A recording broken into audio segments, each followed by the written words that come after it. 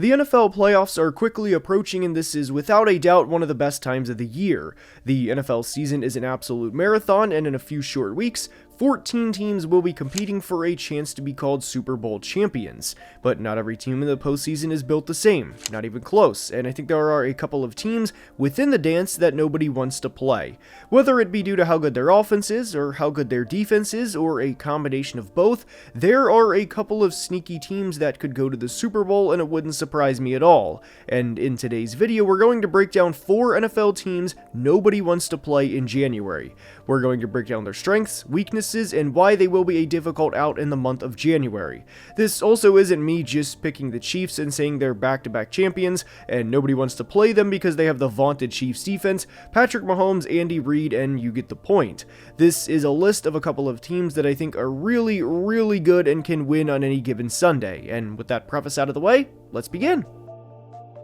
And we are starting today's video with the Los Angeles Rams. The Rams had a tough start to the year as they lost the season opener against the Lions in overtime on Sunday night, then lost to the Cardinals the following week 41-10 in a game where Kyler Murray threw 3 passing touchdowns and had just 4 incompletions. They beat the 49ers in week 3, then lost to the Bears in week 4, which may seem like an eternity ago, then lost to the Packers in week 5 to enter their week 6 bye with a 1-4 record. This team is quietly 8-2 since their week 6 bye, and their losses were to the Dolphins on Monday night and the Eagles a few weeks later on Sunday night. There's a couple of reasons why nobody wants to play the Rams in the postseason, but the one thing that I think it boils down to most is they are a team that does not have a lot of weaknesses. Obviously, no NFL team is perfect, but you can look at teams across the league and spot weaknesses up and down the roster, but the Rams really aren't one of those teams. Sure, they have spots in the team that are definitely less impactful as others, as not every position group is going to be as good as the top 2 Rams receivers in Puka Nacua and Cooper Kupp,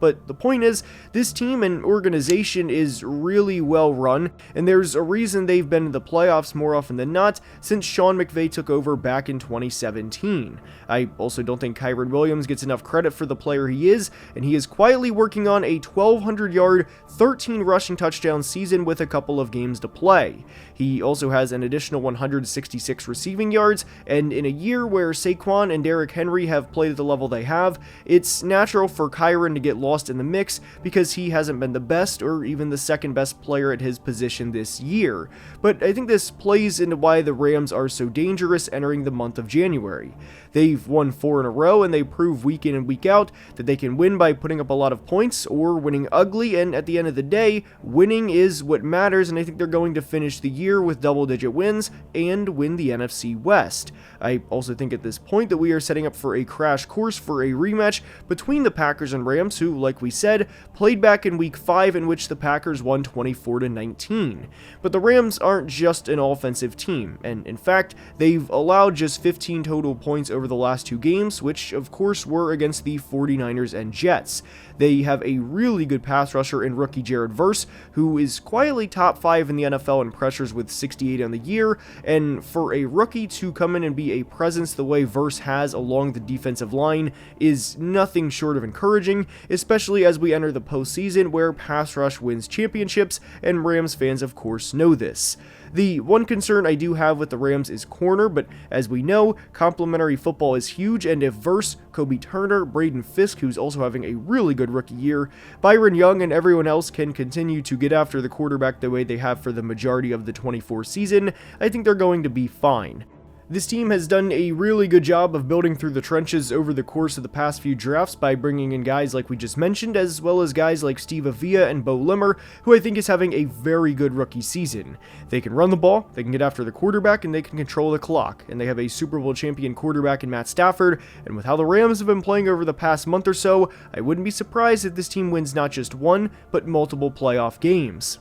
Next up is the Cincinnati Bengals, and I wanted to include one team on the outside looking in, and I think between either conference, the Bengals are definitely the scarier team on the outside looking in, and we are going to break this down from a couple of different angles, and the first angle we are going to break this down from, believe it or not, is the Buffalo Bills. The Bills are 12-3 after beating the Patriots in Week 16, and they are both 2 games ahead of the 3 seed and 2 games behind the 1 seed, and if you are a fan or player of the Buffalo Bills, chances are you have looked looked ahead at least a little bit and come to the realization that Kansas City is probably not going to lose to both the Steelers and Broncos in their final 2 games, and that they are probably going to win at least one of those games and get the number 1 seed. And Buffalo will, of course, know that by the end of Wednesday, which, of course, is Christmas, when the Chiefs play the Steelers. So there's a very real chance that Buffalo plays the Jets in Week 17 and beats the Jets, and then rests their starters in Week 18 against the Patriots, and what will effectively be their bye before the playoffs start. The reason we bring the Bills up is because they have to be rooting for the Broncos over the next couple of weeks, because if you are Josh Allen and Sean McDermott and the Buffalo Bills, who would you rather face? And this is not meant to diss the Broncos, but who would you rather face? Bo Nix and a Broncos team that was not supposed to get to the postseason at all this year, and a team that was probably supposed to finish with a top 10 to 15 pick, or Joe Burrow and the Cincinnati Bengals, who of course can score at any time. And again, it's not meant to be a Denver diss as much as it is a Cincinnati offense praise, and that's why the Bengals are in today's video. The Bengals defense, of course, has been atrocious all throughout 2024, but I do want to highlight one thing, and it's that the Bengals defense has quietly forced 11 turnovers over the past 3 games, and I know the next thing will be, well, who did they play against? And they played against the Cooper Rush-led Cowboys, the Will Levis / Mason Rudolph-led Titans, and most recently, the Dorian Thompson-Robinson-led Browns. So while, yes, those teams are a far cry from the Buffalo Bills, I think it's more than fair to say that the Bills are most certainly rooting for the Broncos over the next couple of weeks rather than the Bengals. And I know if it came down to it, and if anybody on the Bills was asked about who they would rather play in the postseason, the answer would be we are focused on the Jets and we just want to go 1-0 this week, and however the cards align is however the cards align. But guys, let's think about it for a second. Ja'Marr Chase is probably going to win the Triple Crown, which would be the first Triple Crown since Cooper Kupp back in 2021, and Cooper Kupp's Triple Crown, which again, for those who may not know, Triple Crown for receivers is leading the NFL in receptions, receiving yards, and receiving touchdowns. Cooper Kupp's Triple Crown was the first since Steve Smith all the way back in 2005, so we are talking about a 3-time in 20-year type season from Ja'Marr Chase, who very much has a case to be the Offensive Player of the Year, and this would be against a Bills defense that, granted, has been banged up over the past couple of weeks, but a team that allowed 40-plus points in consecutive weeks to the Rams and Lions, and they could have an option where they play a rookie quarterback-led Broncos. So the Bengals are absolutely a team that nobody wants to play, and in this scenario, the Bengals would be the 7th seed, and again, like we said with Buffalo, they are 2 games ahead of the Steelers or Ravens for the 2 seed, and 2 games behind the Chiefs for the 1 seed, so Cincinnati would be going to Buffalo in the first round of the playoffs if they win out, and if Denver loses out, and that's pretty big because Cincinnati plays Denver in Week 17. So Denver's chances of getting to the postseason more or less relies on them beating Cincinnati in Week 17, or beating the Chiefs in Week 18. And that's a pretty difficult end of the season for Denver, to say the least. And what also has to be remembered for this Cincinnati team is they went into Buffalo a couple of years ago, back in the 2022 playoffs, and beat Buffalo in the divisional round on their way to a conference championship game appearance against the Chiefs. So if you are the Buffalo Bills and push comes to shove, you are absolutely rooting for the Denver Broncos, because there's no doubt in my mind they would rather play Bo Nix and the Broncos rather than an MVP level playing Joe Burrow and the Bengals. They're in a situation similar to the Lions right now, where the Lions defense is very, very injured. The Bengals defense is just flat out bad, but they're both in the similar situation where if they just make a stop or even 2 stops, that can be more than enough for the offense given the level that each offense is playing at. Joe Burrow has 39 passing touchdowns to just 8 interceptions on the year, and if the Bengals were a 10 or 11 win team, there's no doubt he would be right in the middle of the MVP conversation. Unfortunately, he's not, due in large part to the defense, as the Cincinnati defense has allowed 34 or more points in 5+ games this year. The reality is the Bengals are a team nobody wants to play because their offense can hang with anybody, and if push comes to shove, you would much rather face a rookie quarterback-led team than Joe Burrow and the Cincinnati Bengals.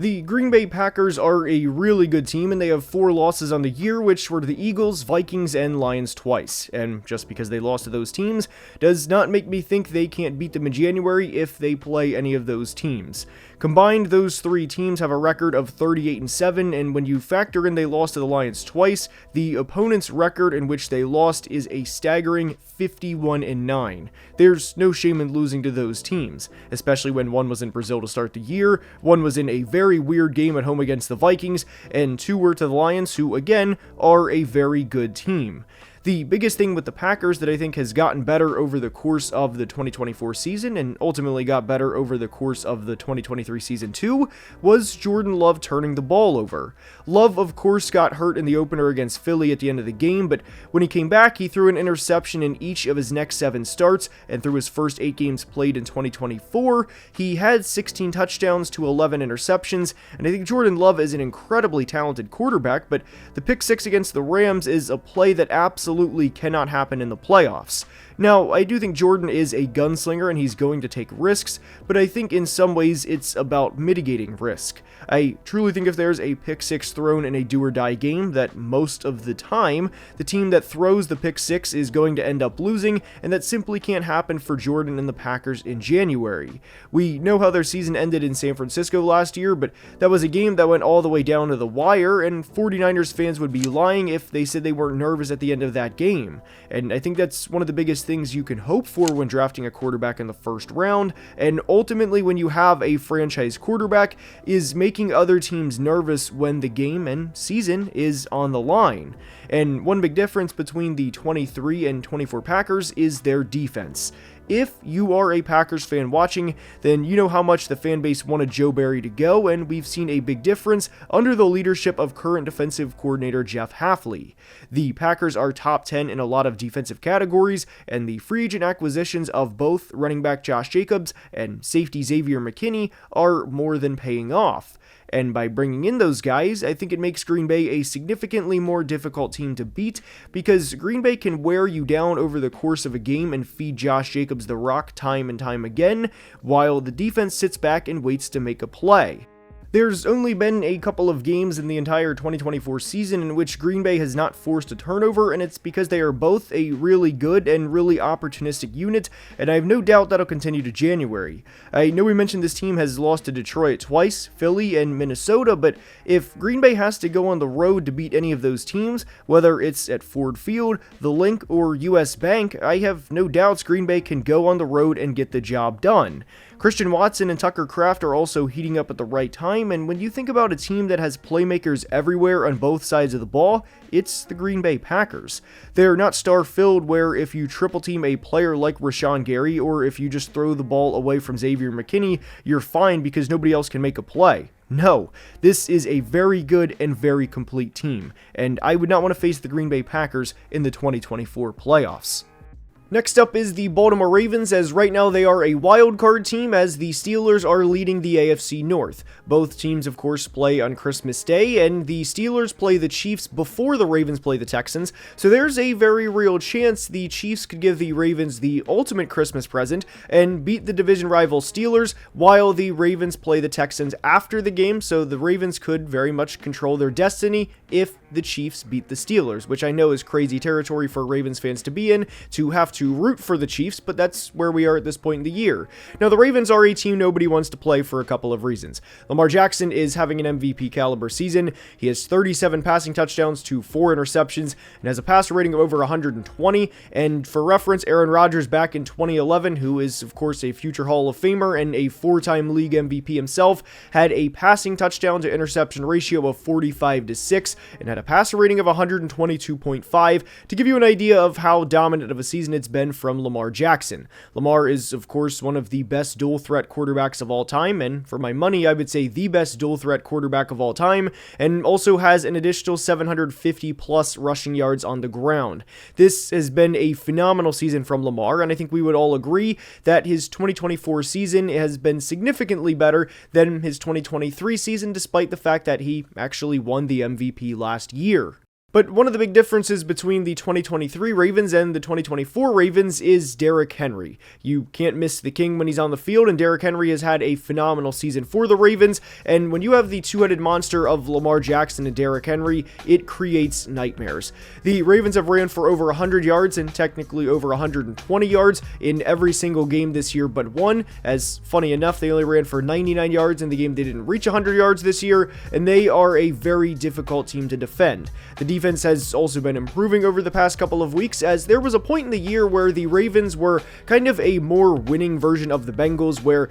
they would get into shootouts with teams, but like we saw against the Bengals, they won twice, despite allowing 30 plus points in each game. But the Ravens defense has been getting better lately, and there's a very real chance they come off the week 14 bye and enter the postseason on a 4-game win streak. And in that scenario, I think they would play the Chargers in round 1 for a 6-3 seed, and if the Ravens would beat the Chargers, which they already did this year, and to be completely honest, I think the Ravens are a more talented team than the Chargers right now. Now, I do like the Chargers' long-term future, but for the 2024 season specifically, if it's on the line and if it's at M&T Bank Stadium, I would definitely take the Ravens in that game. Presumably, they would then go to Buffalo for the second round, and what's also worth noting is that is not a good matchup for the Bills, and the Ravens beat the Bills earlier this year by 20 plus points, and they grounded and pounded them to death, as in that game they ran for over 270 yards as a team and won 35-10. That would be a nightmare scenario for the Bills, but unfortunately it looks realistic at this point in time. At least there's a decent chance that that happens, and then at that point in the AFC Championship game, the Ravens could either host the AFC Championship game if somebody goes out to Arrowhead and beats the Chiefs, or they could go to Arrowhead Stadium and play the team where their season started, and that would be a very, very big game for Lamar and the Ravens. That would be a legacy game, and at this point in time, based on how each team is playing, I think I would take the Ravens in that game. Now, that is over a month away, and there's a lot that has to take place between now and then, but if the Ravens are playing at the level they are now, and if King Henry and Lamar continue to ground and pound the way they have for the entire season, and if Lamar does not turn the ball over like he has outside of 2 games against the Steelers, and continues the 37-4 touchdown to interception ratio type season, then I think there's a very real chance the Ravens go to the Super Bowl.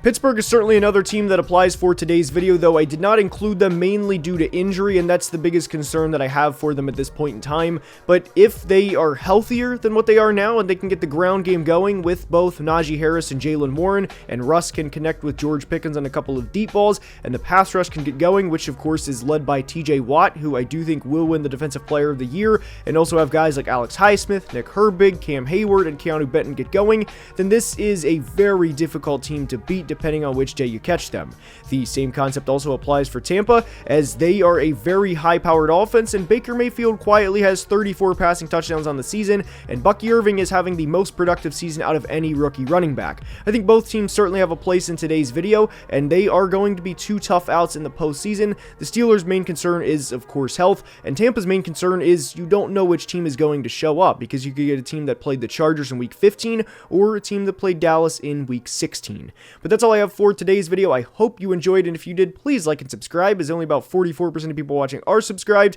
and helps the channel tremendously. We are very close to 175k subs, and I cannot thank you guys enough for the support, and until next time, please be safe and have a great day. Love you guys.